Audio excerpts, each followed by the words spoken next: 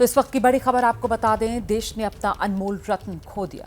नहीं रहे रतन टाटा।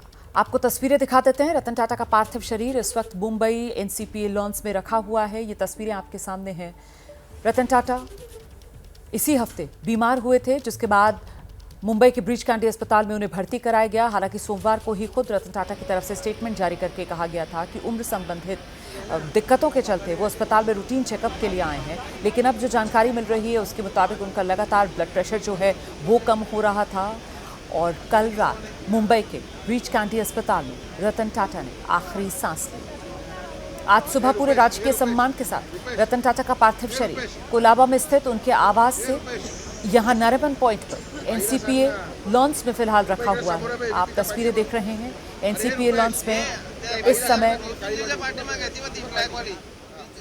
तांता लगा हुआ है। रतन टाटा के अंतिम दर्शन करने के लिए वहां पर लोग जो हैं वो पहुंच रहे हैं, उन्हें नमन कर रहे हैं। रतन टाटा को श्रद्धांजलि देने के लिए देश की जानी मानी शख्सियतें पहुंच रही हैं। पूरे राजकीय सम्मान के साथ रतन टाटा को ये विदाई दी जा रही है। तिरंगे में लिपटा हुआ रतन टाटा का पार्थिव शरीर, तस्वीरें आपके सामने। हम सीधे आपको लेकर चलेंगे। हमारे साथ हमारे दो सहयोगी इस समय मौजूद हैं। यहाँ एनसीपीए लॉन्च से हमारे साथ मृत्युंजय इस समय मौजूद हैं। पहले मृत्युंजय का ही रुख करते हैं और जरा जानते हैं मृत्युंजय से कौन कौन बड़ी शख्सियत जो यहाँ पर अभी तक पहुंचा है और आने वाले समय में किसी बड़े नेता के यहाँ पर पहुंचने को लेकर कुछ सुरक्षा की व्यवस्था की जा रही है क्या मृत्युंजय? अभी का अपडेट क्या है?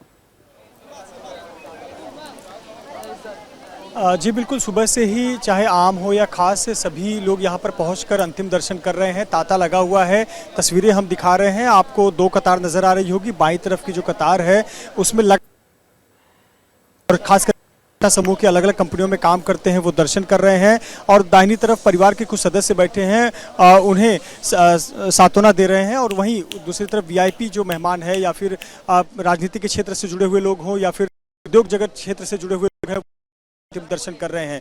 कुमार मंगलम बिरला पहुंचे हुए थे, उन्होंने अंतिम दर्शन किया। आरबीआई के गवर्नर शक्तिकांता दास पहुंचे हुए थे, उन्होंने अंतिम दर्शन किया। अजय पिरामल अंतिम दर्शन किया। राजनीति क्षेत्र की बात किया जाए तो कुछ देर पहले ही 5 मिनट पहले ही राज ठाकरे अपनी पत्नी के साथ यहाँ पर पहुंचे हुए थे, उन्होंने अंतिम दर्शन किया। इस वक्त महाराष्ट्र के उद्योग आवाज आपकी साफ नहीं आ पा रही है मृत्युंजय। मैं दोबारा से कनेक्ट करवाने की कोशिश करती हूँ, तब आप अपनी बात पूरी कर लीजिएगा। फिलहाल मैं दर्शकों को जरा लेकर चलती हूँ वर्ली, जहाँ से हमारे सहयोगी सूरज ओझा इस समय मौजूद हैं। दरअसल वर्ली में ही अंतिम संस्कार किया जाना है। शाम में पारसी रीति रिवाज के हिसाब से बताया जा रहा है कि ये अंतिम संस्कार किया जाएगा। जानते हैं सूरज ओझा से क्या जानकारी उनके पास। और सूरज? जी बिल्कुल, मैं पहले दिखा दूं कि ये वही स्मशान है जहां पर आप देख सकते हैं कि तैयारियां शुरू है। पुलिस की यहाँ पर टीमें लगाई हैं, कड़ा बंदोबस्त लगाया गया है क्योंकि कई वीआईपीज आने वाले हैं। सुरक्षा को भी ध्यान में रखा गया है। कुछ समय पहले यहाँ पर बीएमसी कमिश्नर भूषण गगरानी भी आए थे। उसके बाद यहाँ पर मुंबई पुलिस कमिश्नर विवेक फंसालकर, स्पेशल कमिश्नर देवेन भारती भी यहाँ पर पहुँचे थे।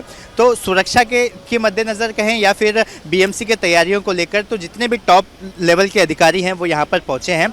और भूषण गगरानी ने एबीपी न्यूज़ से बात करते वक्त बताया कि फिलहाल जिस तरह का परिवार ने उन्हें जानकारी दी गई है उस हिसाब से जो अंतिम संस्कार होगा वो इलेक्ट्रिक शव दाहिनी की मदद से उनका अंतिम संस्कार किया जाएगा। तो आप देख सकते हैं कि यहाँ पर तैयारियां किस तरह से चल रही हैं। आपको ये जो रोड दिखाई दे रहा है, जिस रास्ते के बगल में ये स्मशान भूमि है, इसे भी कुछ समय बाद बंद कर दिया जाएगा। थोड़ी देर में ही ट्रैफिक की नोटिफिकेशन भी जारी की जाएगी क्योंकि ये इस रास्ते पर कई ऐसे लोग होंगे जो यहाँ से गुजरते हुए इसी स्मशान भूमि में आएंगे और अंतिम संस्कार में उपस्थित रहने के लिए जितने लोग इच्छुक हैं, कई लोग एनसीपीए में उनका अंतिम दर्शन करने के लिए पहुंचे हैं तो कई लोग यहां पर भी पहुंचेंगे।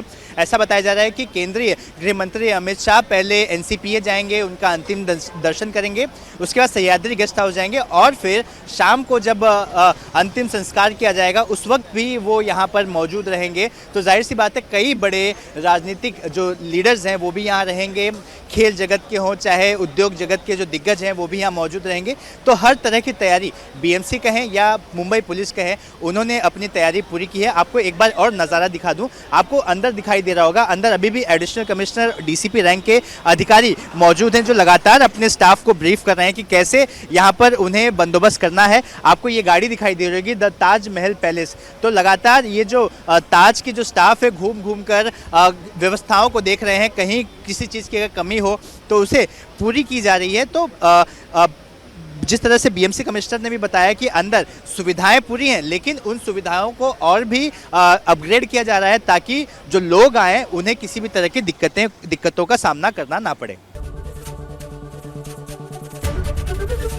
एबीपी गंगा, खबर आपकी, जुबान आपकी।